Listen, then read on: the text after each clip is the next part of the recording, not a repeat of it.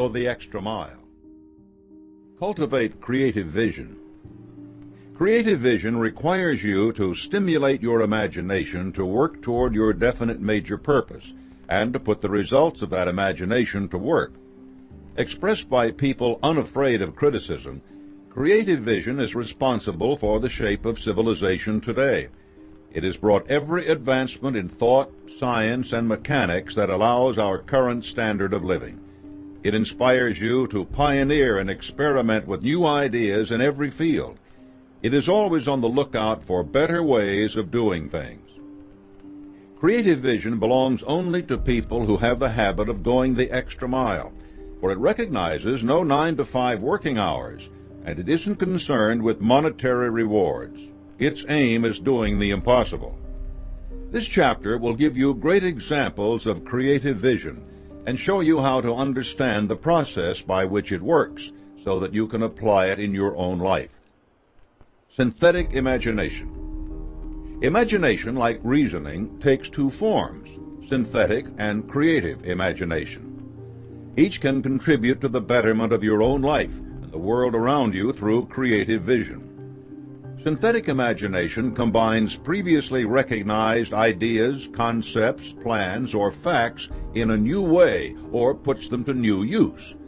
An excellent example of synthetic imagination is Edison's invention of the light bulb. He began with one recognized fact that other people had discovered. A wire could be heated by electricity until it produced light. The problem was that the intense heat quickly burned the wire out. The light never lasted more than a few minutes. Edison failed more than 10,000 times in his attempt to control this heat. When he found the method, it was by applying another common fact which had simply eluded everyone else. He realized that charcoal is produced by setting wood on fire, covering it with soil, and allowing the fire to smolder until the wood is charred. The soil permits only enough air to reach the fire to keep it burning without blazing. When Edison recognized this fact, his imagination immediately associated it with the idea of heating the wire. He placed the wire inside a bottle, pumped out most of the air, and produced the first incandescent light. It burned for 8.5 hours. Edison's creative vision depended on several important principles of the science of personal achievement. He applied the habit of going the extra mile because he labored without immediate pay. He worked with definiteness of purpose and was inspired by applied faith to carry on with his work through an incredible number of failures that would have broken most people. Finally, he applied the mastermind principle by assembling a team of skilled chemists and mechanics to perfect his invention, finding the right kind and thickness of wire, the right quantity of air to leave in the bulb, the best way to construct the bulb, so that his invention took on the most efficient form possible. Synthetic imagination does not depend on having tremendous personal advantages. Edison had spent only 3 months in grade school, had supported himself for many years as a telegrapher, and was fired from almost every job he held. He began to lose his hearing early on and eventually became almost completely deaf. But he turned his life around through definiteness of purpose, the habit of going the extra mile, and applied faith. Thomas Stemberg was a successful executive in the grocery business. Working with a Connecticut-based chain, he opened a string of high-volume mega supermarkets that offered consumers huge selections at low prices. The stores were very successful, and Stemberg was building a sterling reputation in his business. But he wasn't satisfied. He saw the prosperous grocery megastores and wondered if the megastore concept couldn't be applied to something else. He wanted to start a large business in a big market underserved by modern distribution methods, offering customers a good value. He formed a mastermind alliance with Leo Kahn, the man who had pioneered the grocery megastores, and in 1986 he opened Staples, the first mega business supply store. Stemberg's idea was so smart, so right, that it immediately inspired competitors like Office Depot and Office Max to revolutionize the business supply industry. Despite the competition, Staples surpassed even Stemberg's ambitious expectations. In just 7 years, sales exceeded $1 billion. Thomas Stemberg didn't invent the superstore idea, but he applied it to a market that had been quiet and humdrum for decades. He developed a definite plan for attaining his goal. He formed a mastermind alliance with Kahn, the man who understood the concept best. He put his plan into action with applied faith, and he went the extra mile by offering customers more and better service than they could get anywhere else. Synthetic imagination puts the entire sum of human knowledge at your disposal, but like any other part of the science of success, it requires your dedication to making your vision into reality. Creative imagination. Creative imagination has its base in the subconscious. It is the medium through which you recognize new ideas and newly learned facts. All your efforts to impress your definite major purpose on your subconscious work to stimulate your creative imagination. F.W. Woolworth was working as a clerk in a hardware store. He was at that point simply determined to be a good and valuable employee. When his boss complained about piles of out-of-date goods that weren't selling, Woolworth's imagination went to work. "I can sell those items," he told his boss, and with his employer's permission, he set up a table in the store, laid out all of the dud merchandise, and priced everything at 10 cents. The stock sold remarkably fast, and soon the owner was searching for anything he could lay his hands on to put on that table, which became the most profitable spot in the store. Woolworth had the faith to apply his new idea to an entire store. His boss didn't. The Woolworth chain of five and dimes quickly spread across the nation, earning him a fortune. His former boss once commented, "Every word I used in turning that man's offer down has cost me about $1 million I might have earned." Woolworth was so committed to his then modest purpose of being a valuable employee that his imagination was ready to back up his commitment with powerful ideas. He certainly went the extra mile for his boss, but because that man didn't have the vision that Woolworth had, other investors formed Woolworth's Mastermind Alliance and profited from it. Creative vision goes beyond imagination. Creative vision is more than an interest in material things. It is a commitment to a better future. Synthetic imagination springs from experience and reason. Creative imagination springs from your commitment to your definite purpose. Creative vision depends heavily upon creative imagination, but it is also more than that. Imagination recognizes limitations, handicaps, and opposition. Creative vision rides over these as if they did not exist, for it has as its base an infinite intelligence.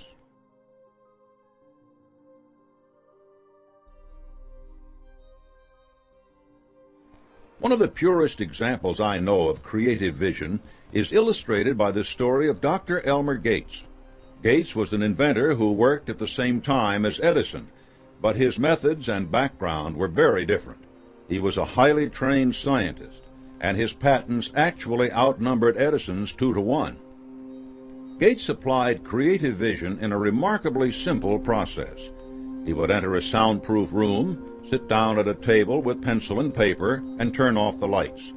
He then concentrated his thoughts on a particular problem and waited for the ideas that he needed for its solution. Sometimes ideas flowed to Gates immediately. Sometimes he had to wait for as much as an hour before they came. Occasionally, nothing happened. At other times, he perceived solutions to other problems that he hadn't even been thinking about. Dr. Gates' creative vision transcended imagination because he had developed it into a faculty he could call upon at will. Creative vision produces results, not alibis. Creative vision is needed today. There are countless calls for creative vision in the world today. We need forms of energy that do not pollute or drain our environment. We need schools that capture the attention of our young people and teach them to better themselves. We need cures and vaccines for terrible diseases that threaten the Earth's people. We need people who can show small business how to use and profit from rapidly changing technology. We need plans for controlling the cost of health care and making it affordable for every honest worker without destroying the incentive of the professionals who provide it. There is both challenge and opportunity in these needs, and I raise them only to start you thinking about the scope of the possibilities for creative vision. There is a place in America for every person who can render any type of useful service and is willing to render it with the right mental attitude. If you have creative vision, you will recognize this and profit from it. You will never complain of a lack of opportunity. Great leaders of every generation in this country began their careers in humble occupations. Andrew Carnegie was a bobbin boy in a textile mill. W. Clement Stone was a newsboy. Harry Truman was a haberdasher. Ruth Bader Ginsburg had to become a law secretary when she graduated from law school because judges couldn't imagine hiring a woman clerk. Yet now she sits on the Supreme Court. It makes little difference where you begin. The important thing is, where are you going? What motive inspires you to give your best? Are you willing to go the extra mile? Are you a clock watcher, eager for the day to end? Or do you look for the opportunity to make yourself indispensable to others? These are the questions you must ask yourself. If you have creative vision, you can answer them. You know where you're going, you know what you desire, and you know that life never lets you get something for nothing without eventually forcing you to pay more for it than it is worth. When you have creative vision, you know that you can succeed only by helping others to succeed. And you know that it isn't necessary for anyone to fail in the process. Creative vision lets you make decisions quickly, and it lets you change those decisions as soon as you realize a mistake has been made. It frees you from fear of others, for it makes you feel at peace with yourself in your knowledge that you are fair and honest. It's a common human trait to envy people who have attained success, looking at them only in the moments of their triumph, and forgetting the prices they had to pay. Often we suspect that they owe their success to some sort of pull, luck, or dishonesty. But creative vision makes you keenly aware of the price of personal achievement because you yourself know its labors. You understand the benefits of sharing your blessings, experiences, and opportunities with others. You know that your success actually depends on it.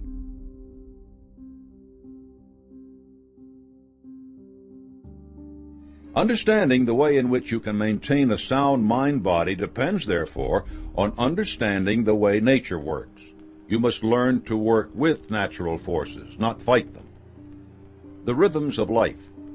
When you consider the waves of the ocean, the passing of the seasons, the waxing and waning of the moon, you will see that nature moves in rhythms. There is even a rhythm in your own life, from birth through childhood and adolescence to full maturity, old age, and finally birth of a new generation. Light, energy, and matter are made up of waves, either moving out in their own rhythm or bound like a neutron around the fixed point of the nucleus of the atom. Nothing about life is static. Movement is constant and rhythmic, though sometimes that rhythm is too large or small for us to perceive immediately. This is one reason why we enjoy music, for it reflects the rhythms and waves of our experience. You must learn to bend and sway with the rhythms of life, not to stand fixed and immobile against them. A sandy beach moves and changes with the rhythms of the waves and lasts for eons. A breakwater is soon destroyed. Take a look at your life. Is it rhythmical? Are you following work with play, mental effort with physical effort, eating with fasting, seriousness with humor, sex with transmutation of sex into creative effort? Your subconscious does its best work on your behalf while your conscious mind is at rest. True inspiration most often comes after your subconscious has been given a task and while your conscious mind is then occupied elsewhere, that is, while your mind is playing. Archimedes had struggled with the complex problem of determining the relative mass of two objects without finding a solution. It was only when he decided to relax and slip into his bath that his subconscious was stimulated by the water he displaced in his tub.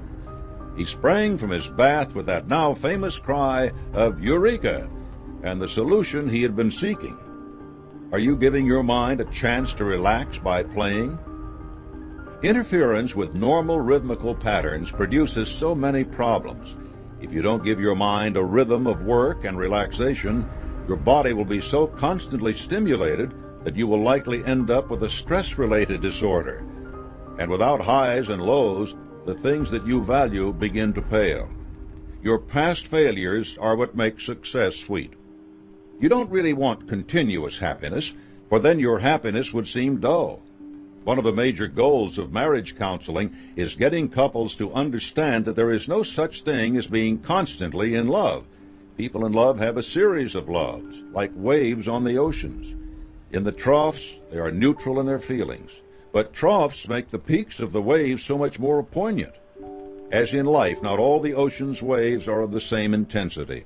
There are a few for each of us that reach great heights, and it is the memory and exhilaration of these moments that we store up to call upon when the going gets difficult. You have to learn to understand the waves and rhythms in your life and to live within those rhythms in order to be in harmony with the world. The influence of your mind. Just as you have to understand nature as a complex whole moving with its own rhythms, you have to understand that your mind and body are a whole, each influencing the other. Humans are the only thinking creatures, and this power allows you to modify your world and to learn its laws.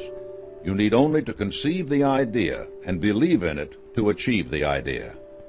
This is the story of all the successful people who have changed the path of civilization. It took countless hundreds of millions of years for evolution to develop from all the animals that walked or swam to a bird that could fly.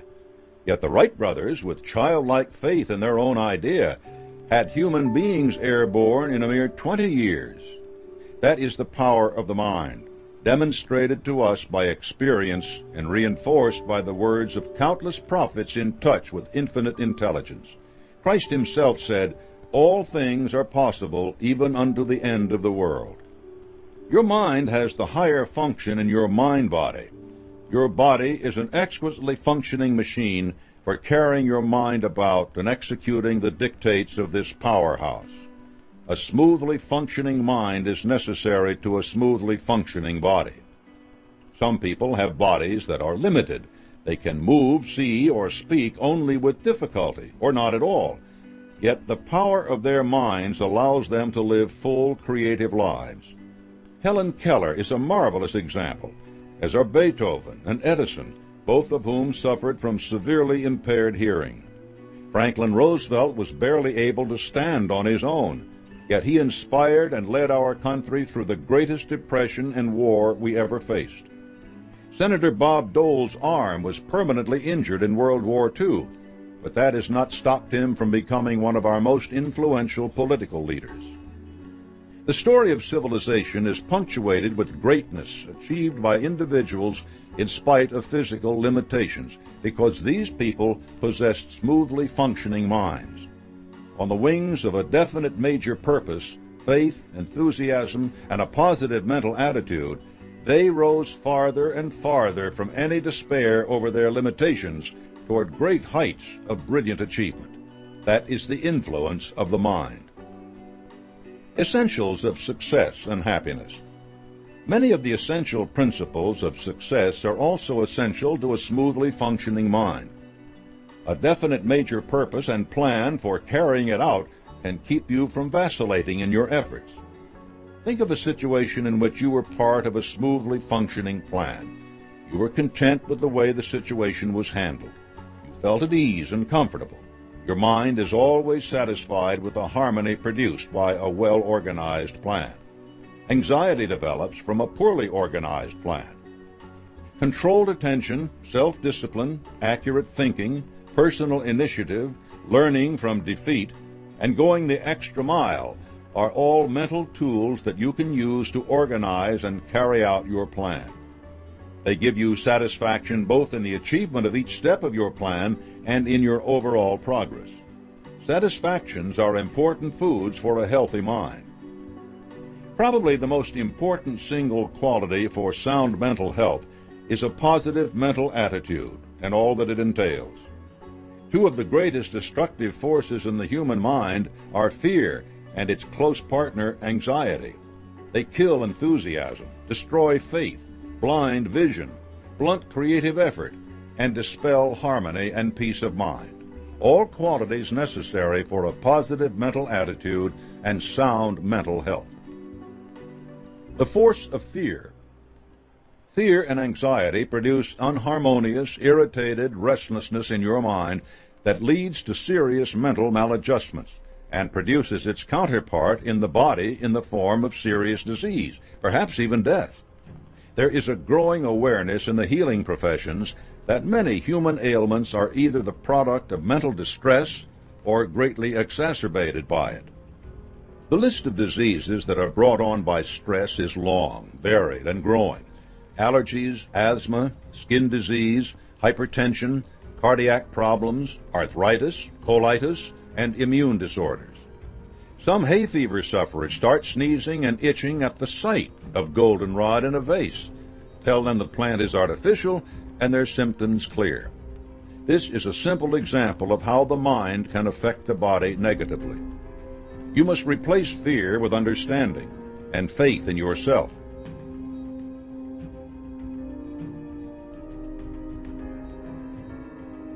To do this, let's look at how fear affects the mechanisms of your body. Temporary, fleeting fear is a normal and important function. Gets you to move out of the way of an oncoming train, or keeps you from walking too near a cliff by momentarily focusing your attention, your mind, on a problem. Once the problem is over, this kind of fear is forgotten. Fear also focuses your bodily functions on a threat. That old story of a cave dweller frightened by a sound in the night is a good illustration. Instantaneously, the heart begins pumping faster. Blood is diverted from the digestion for use by the muscles. The blood vessels serving the muscles dilate to handle increased volume, while those near the skin contract so that less blood is lost in case of a cut. Hearing becomes more acute. The pupils dilate to take in more light. The adrenaline gland unleashes a torrent of stimulant to provide strength for a fight. All this is preparation for surviving a battle or chase. The ensuing battle uses up the adrenaline and exhausts the other bodily systems so that they step down from their heightened readiness. Blood leaves the muscles to return to digestive and other functions. This is an extremely powerful response, one that kept our species alive over millions of years. But it is not intended to be a constant state, for it diverts the body from its normal functions. Still, some of us activate this response to some extent daily, or even continually, because we live in frequent fear. You must work to eliminate the causes of those fears. The fear of the loss of money. Have you set up a system to conserve and develop your assets? The fear of ill health. Have you sought and followed worthwhile counsel? The fear or loss of love. Have you put as much effort into increasing your beloved's affection as you would into cultivating an important business prospect? The fear of death. Have you sought help and understanding to the point where fear is replaced by faith? The list of fears is endless, yet to cultivate a positive mental attitude and develop a smoothly functioning mind that can live in harmony with itself and the world, you must conquer fear and anxiety. If the same fears and anxieties recur in your mind constantly and are paralyzing your efforts, seek the help of a good professional counselor. You aren't admitting weakness by doing this. You are expressing maturity and commitment to your health and your definite major purpose. A brief period of therapy may mean years of happiness. Remember that whatever your mind can conceive and believe, it can achieve. Isn't the person who is afraid of falling on the ice the one who falls? Repeating a fear over and over in your mind makes you more susceptible to the things you fear. You must vanquish fear before it vanquishes you. The force of a positive mental attitude. The best way to remove fear from your mind is to replace it with PMA. Émile Coué, the French psychologist, gave us a very simple but practical formula for building PMA and maintaining a health consciousness. Every day, in every way, I am getting better and better. Repeat this sentence to yourself many times a day until your subconscious picks it up, accepts it, and begins to carry it out in the form of good health. This is a simple yet astounding form of autosuggestion. It depends on your belief in the statement. But the best way to build that belief is to make the statement a part of your mental environment. Remember that your mind is strongly influenced by its environment, and by filling that environment with the right thoughts, you will come to believe them. Eating habits. The purpose of food is to supply the body with the things it needs to maintain itself in good repair. Your eating habits must be guided by this goal alone. Think of your digestive system as a factory. To function efficiently, it has to have a supply of a variety of materials in varying quantities. If you provide the wrong mix of materials, some jobs will never be completed.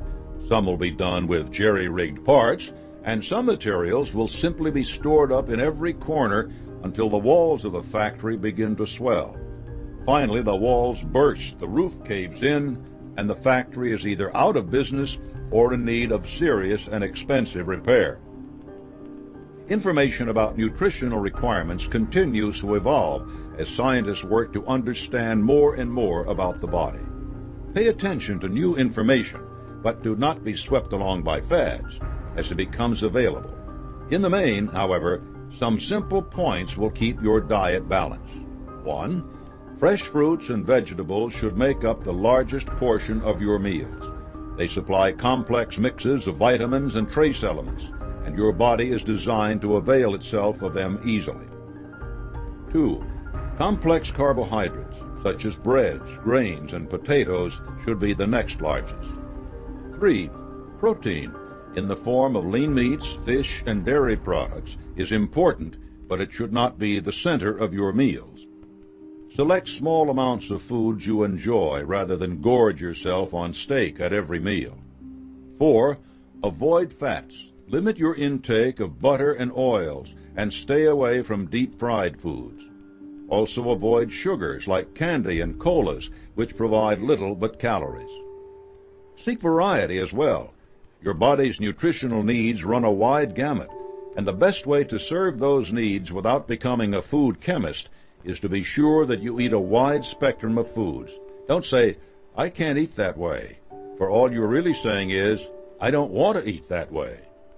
It is a very glib bit of mental gymnastics to make yourself believe that it is impossible to do what is really only unappealing or different.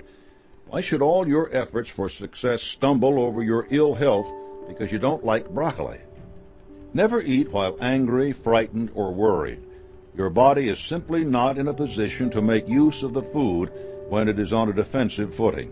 Worse, you can make eating a habitual response to stress, which can lead to overweight. Moderation in food and alcohol intake is important, both because your body can be overwhelmed by an excess of either, and because overindulgence can become a trick to avoid dealing with some problem that urgently needs to be faced. If you find that you cannot control either, seek the help of professionals or a worthy organization like Alcoholics or Overeaters Anonymous. Rhythms in relaxation. Relaxation entails completely forgetting the worries and problems of the day. As desirable as this may seem, many people have trouble relaxing. Your conscious mind selects objects on which to concentrate, and this concentration means the exclusion of other thoughts. You cannot just collapse into a chair and announce, "I am relaxing," because your mind will select some object to focus, most often the very item you wish to forget about for a time. You need to select an object of relaxation for your mind to concentrate on. It can be kite flying, gardening, reading a novel, or anything else which will absorb you. Television and the corner bar are not the answer. Cultivate a variety of interests that take your mind to new places. Practicing controlled meditation will do wonders for your mental powers. Physical activity can be a terrific thing to immerse yourself in. Not only do you relax your mind, but you strengthen your body. Short periods of relaxation throughout the day can break tension and give your subconscious a chance to work. Read a magazine article. Listen to a language tape. Work on a crossword puzzle. This is not wasting time. It is keeping your mind in top condition through relaxation. Sleep. Your body needs time to rebuild and revitalize itself for the next day. It is sheer stupidity to try to increase your productivity by cutting your sleeping time. 6 to 8 hours a night are all you need. And remember that even while you sleep, your subconscious is working. Insomnia is often caused by a failure to relax before going to bed. Don't work until you drop. Instead, wind down at the end of the day by doing something you enjoy that doesn't overstimulate you. For this reason, exercise is not good just before you go to bed. Perhaps quiet small talk with your spouse is all you need, or an easy routine of brushing your teeth, stretching for a few moments, or making your bed. A habit which signals your body that it is time for sleep is a valuable aid. Exercise. Ideally, your relaxation and play will include exercise. Relaxing and playing are important to your mind, while exercise, which is mostly beneficial to your body, can also be of great mental benefit. You need to engage in aerobic exercise for a period of 20 minutes at least 3 times a week to keep your heart and lungs strong. The rate at which you exercise must be determined by your age and physical condition. Trainers at any local gym or YMCA can explain this to you and help you design a simple exercise regimen that is neither expensive nor time-consuming. How much time do you spend watching TV? Consult your doctor before you begin any exercise program.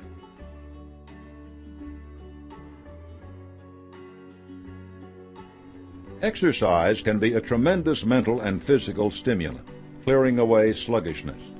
It also teaches you persistence and concentration. Athletic training has become an important field for understanding human potential and has resulted in many techniques that can be applied to your quest for success. Bill Bowerman was a first-class track coach at the University of Oregon for many years. When he conceived an idea for a better running shoe, the lessons he had learned in training himself and others were an important part of making Nike the #1 American shoe manufacturer. Sex and sublimation. Sex is your most precious and constructive drive. It is also the most easily debased. Sex is behind all the creative forces that advance human destiny. Sex has built cathedrals, universities, and nations. Why? Because the desire for sex causes us to work to please others, and out of that work spring kindness and the understanding of others. Sex is a completely natural desire. Do not fear or deny it, but realize that you must direct it, like all desires, to definite ends instead of letting it become an end in itself. If sex is all you want, you will do anything to get it, forgetting your faith in yourself, your definite purpose, and your moral standards. When you want sex, remember that you cannot get something for nothing. The intimacy of sex is gained by constructive work at building a committed relationship. If you channel your desire for sex into creating and providing for that relationship, you will not only get what your heart desires, but also attain the heights of achievement. To work to your greatest good, sex and sublimation need to be alternated in a rhythmical pattern, just as work and play do. Effective mind-body stimulants. At any given time, your mind-body may need a boost. Many of the best boosters are things you are already doing. You just need to be conscious of the effect they have and seek them out. Sexual expression, or a sublimated sexual drive, keys up the mind so that it works rapidly and well with real inspiration. Love, the ultimate aim of sexual desire, serves a similar purpose. When the two are combined, they are unbeatable. Fanning your burning obsession is a strong stimulant. Work is a wonderful opportunity for creative expression. Do something small and definite, yet satisfying, like making a phone call or writing a thank you note. A burst of exercise releases pent-up energy, drives away frustration, and stimulates the brain with increased blood and oxygen. A little play lets the subconscious go to work. Music is full of rhythms, beats, and pulses. You can select it to boost your enthusiasm or help you calm down. Friendship is a great stimulant. Talk your problems over with others. Laugh with them. Your children can inspire you. Build a strong relationship with them. Never neglect to spend as much time with them as possible. Teach your children a skill and renew your self-confidence. Let your children talk to you and renew your faith. Mastermind alliances are powerful stimulants. Seek out the enthusiasm and experience of other people when you need a boost. Mutual suffering causes people to pool their mind power and direct it to relieve that suffering.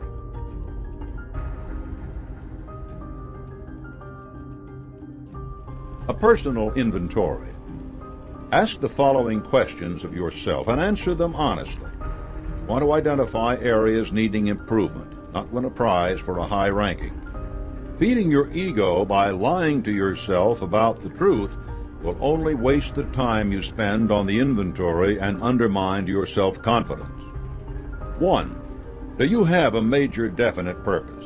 What plans do you have for attaining it? How much time are you devoting to those plans on a persistent daily basis? How often do you work on your plans? Only when the notion strikes you, or when you can snatch a few minutes during commercials? 2. Is your definite major purpose a burning obsession? When and how often do you fan its flames? 3. What have you planned to give in return for realizing your definite major purpose? Are you doing it yet? When will you start? 4. What steps have you taken to build your mastermind alliance? How often are you in contact with the members? How many of them do you speak to monthly, weekly, daily? 5. Have you made a habit of accepting temporary defeat as a challenge to greater effort? Let's hope your temporary defeats are few, but they are inevitable. How quickly do you seek out the seed of equivalent benefit when adversity strikes? How do you spend more of your time carrying out your plans or brooding over the obstacles you face? 7. How often do you forego personal pleasure in order to have more time to work on your plan? How often is it the other way around? 8. Do you seize every moment of time as if it were the only one you were sure you had? 9. Have you looked at your life as the result of the way you spent time in the past? Are you happy with your life to date? Do you wish you had spent it some other way? Do you regard each second that passes as the opportunity to change the course of your life for the better? 10. Is your mental attitude always positive? Is it positive most of the time? Some of the time? Is it positive now? Can you make it positive in the next second? How about the one after that? 11. How often do you display personal initiative by backing your positive thoughts with action? 12. Do you believe that you will succeed by luck or a windfall? When are these things going to happen? Do you believe that you will succeed as the result of your own efforts? When are you going to make those efforts? 13. Do you know anyone who inspires you with his or her personal initiative? How often do you seek that person out? How often do you actually model your behavior on him or her? 14. When do you go the extra mile? Does it happen every day or just when you think someone is paying attention? Is your attitude good when you do it, or do you begrudge the additional work? 15. How attractive is your personality? Do you look at yourself in the mirror every morning and work to improve your smile, your facial expressions, or do you just brush up before an important meeting? 16. How are you applying your faith? When do you act on the inspiration from infinite intelligence? How often do you ignore it? 17. Are you building your self-discipline? How often do uncontrolled emotions cause you to do something you quickly regret? 18. Have you mastered your fears? How often do you display their symptoms? When do you replace them with your ambitions? 19. How often do you accept other people's opinions as fact? Do you question those opinions every time you encounter them? How often do you call on accurate thinking as the solution to your problems? 20. How often do you inspire cooperation by giving it? Are you doing it at home, at the office, in your mastermind alliance? 21. What opportunities do you allow your imagination? When do you apply yourself to problems with creative vision? What dilemmas do you have that need to be solved this way? 22. Are you relaxing, exercising, and paying attention to your health? Were you planning to start at the new year? Why can't you start right now? This inventory is designed to get you thinking. Your use of your time reflects the degree to which you have made the principles of personal achievement a part of your life. Don't be discouraged if your answers to these questions are not yet what you'd like them to be. I have sold books to millions of people and lectured to thousands more. Many of them gained great success afterward, but none of them did it overnight. Although the benefits from success can accrue very quickly, most truly successful people need much of a lifetime to get everything they want. Those are lifetimes well spent. Doers and drifters. Your attitude toward life determines your attitude toward time. People pretty much fall into two camps on this subject.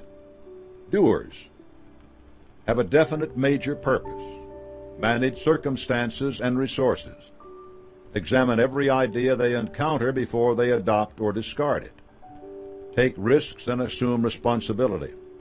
Learn from their mistakes. Go the extra mile. Control their habits. Have positive mental attitudes. Apply their faith in their own success. Create mastermind alliances to expand their knowledge and experience. Recognize their weaknesses and take steps to correct them. Drifters have no goal in life, are controlled by circumstances and the lack of resources. Flit from one idea about life to the other, depending on this week's fad or what the guy on TV said last night. Run from opportunity and blame others for their lots in life. Make the same mistakes again and again. Do only what it takes to get by. Let their habits control them. Have negative mental attitudes. Never do anything to improve their situation. Learn all they want to know from that guy on TV. Wouldn't know a weakness if it bit them. How a doer uses time. My guess is that if you've made it this far, you're determined to be a doer. Great. Let's look at some places where a doer can make substantial difference in his or her life by the wise use of time. Occupation.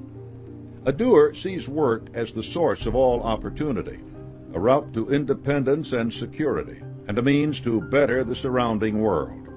Doers select work suited to their education and temperaments. They engage in labors of love. Doers don't evaluate their work by the number of hours it takes. They look at it from the perspective of the amount of useful service they render by going the extra mile. Time is a tool for them, not an end. They take pride in their achievements, not in bursting out of the door at 4:59:59. They don't complain about long hours. They complain that the hours aren't long enough to accomplish everything they want. As a result, doers get paid twice. Not only do they take checks home, but they also earn the right to better jobs and bigger checks. Mental habits. Doers take possession of their minds through self-discipline. They make plans and they carry them out. They direct their minds toward the objects of their desire and keep their minds occupied with those things. They don't spend time thinking about what they don't want. Doers recharge their positive mental attitudes often. Their productivity gives them concrete signs of their progress toward their goals.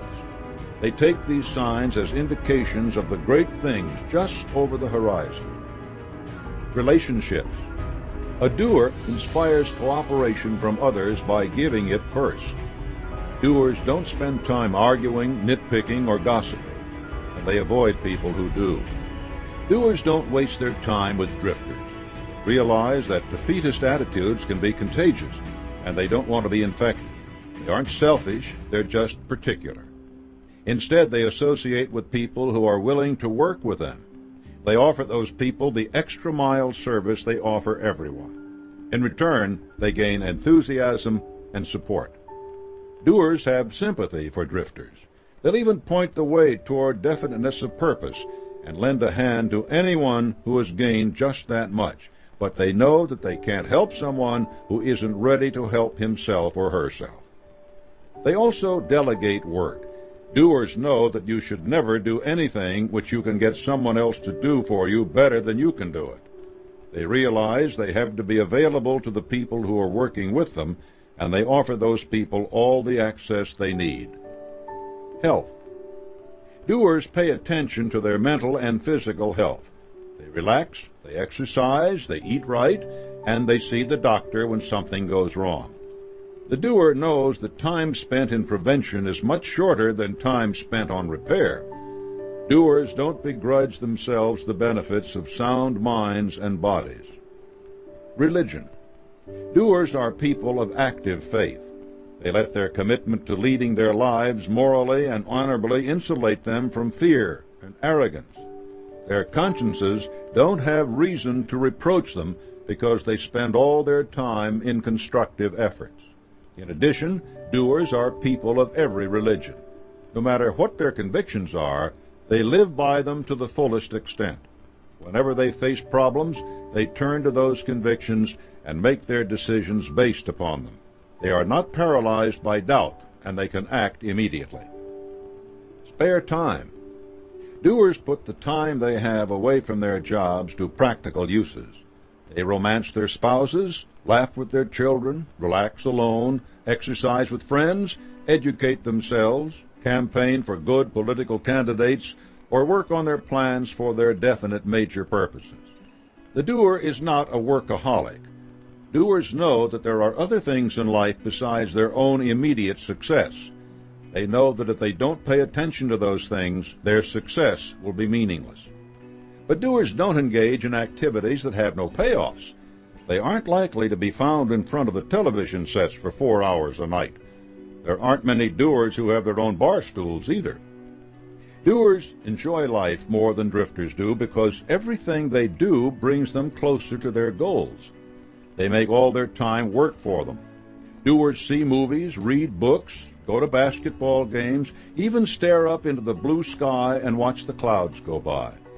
But they know why they are doing it. That makes all the difference between a doer and a drifter, and it's all the difference between a success and a failure. Some doers you should know. William Sidney Porter sat in his prison cell contemplating the stupidity of the embezzlement that had brought him there. As near as he could figure, the only thing he had gained was a lot of spare time, and since he had several years left in his term, there didn't seem to be a lot he could do with it. But there was, and Porter did it. He began to write short stories. He wrote many of them. Then he began to sell those short stories to magazines under the name O. Henry. By the time he was released, he was already the most popular short story writer in the country. He walked out of prison into a success. Warren Avis was a doer. As an Air Force officer, he was constantly traveling the country, and he recognized how convenient it would be for people to be able to rent a car right at the airport. While his $10,000 in savings wasn't enough money to set up an operation on his own, he did have the gumption to put together a business plan and get a bank loan. Within 8 years, he had car rental counters in airports across America and was able to sell the company for almost $8 million. Avis saw an 800% return on his investment because he was willing to do all the work necessary to make that chance pay off. One of these men started off serving a jail term, the other serving his country. But they both recognized that in order to make their lives amount to something, they had to become doers by taking control of their time.